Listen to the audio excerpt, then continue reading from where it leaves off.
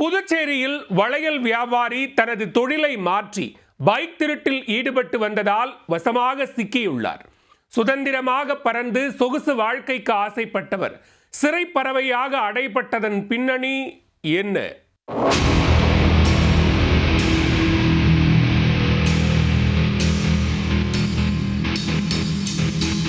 புதுச்சேரியில் காரைக்கால் நகர பகுதியில் கடந்த ஒரு மாதமாக இருசக்கர வாகனங்கள் திருடு போனதாக தொடர்ந்து புகார்கள் வந்துள்ளன.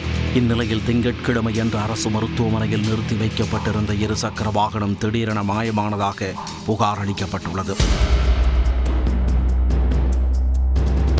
இதையடுத்து காரைக்கால் மேற்கு புறவழிச்சாலை பகுதியில் போலீசார் தீவிர வாகன சோதனையில் ஈடுபட்டனர்.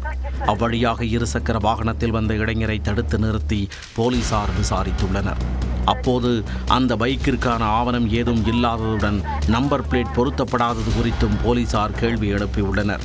ஏற்கனவே போலீசிடம் சிக்கியதால் திருதிருவென முழித்துக் கொண்டிருந்தவர் போலீசாரின் கேள்விக்கு முன்னுக்கு பின் முரணாக உளறியுள்ளார்.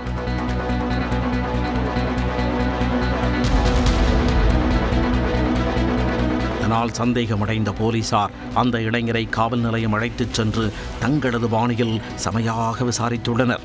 அப்போது அந்த நபர் மயிலாடுதுறை மாவட்டம் சீர்காழியைச் சேர்ந்த முகமது ரியாஸ் என்பது தெரிய வந்தது. அவர் காரைக்கால் நகர பகுதியில் தள்ளுவண்டியில் வளையல் வியாபாரம் செய்து வந்துள்ளார். அதில் போதிய வருமானம் கிடைக்காததால் சொகுசு வாழ்க்கைக்கு ஆசைப்பட்டு திருட்டு தொழிலில் இறங்கியுள்ளார்.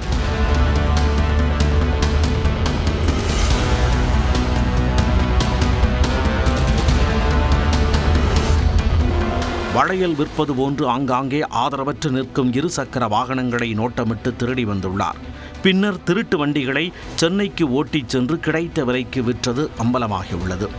அந்த பணத்தில் குடியும் குடித்தனமுமாக சொகுசு வாழ்க்கை வாழ்ந்து வந்துள்ளார். இந்த நிலையில் வாகன சோதனையில் வசமாக சிக்கிய ரியாஸிடம் 5ற்கு மேற்பட்ட திருட்டு பைக்குகளை போலீசார் பறிமுதல் செய்தனர். பின்னர் தொடர் பைக் திருட்டில் ஈடுபட்டு வந்த இளைஞரை நீதிமன்றத்தில் ஆஜர்படுத்தி சிறையில் அடைத்தனர்.